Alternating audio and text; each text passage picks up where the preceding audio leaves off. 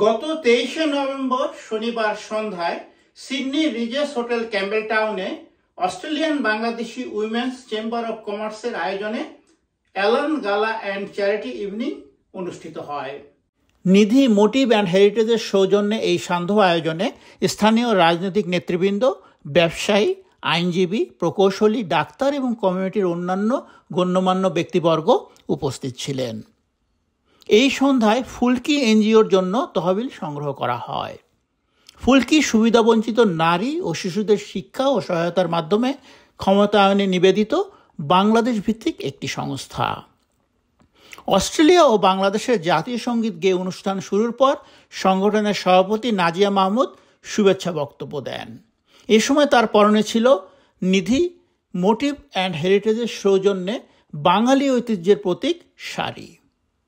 বক্তৃতায় তিনি তার বাবা কামাল আহমেদের প্রতি গভীর কৃতজ্ঞতা জ্ঞাপন করে তার সাফল্যের জন্য শ্রদ্ধাভরে বাবার অবদানকে স্মরণ করেন।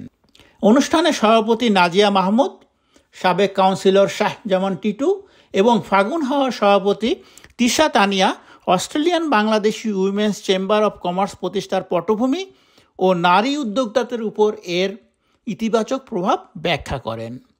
অনুষ্ঠানে আরও বক্তব্য রাখেন Mark Coure MP, Sally Quinnell state member for Camden, consulate general of Bangladesh Mohammad Jahangir Alam Khan Rana এবং অস্ট্রেলিয়া বাংলাদেশ বিজনেস ফোরামের সভাপতি আব্দুল খান রতন।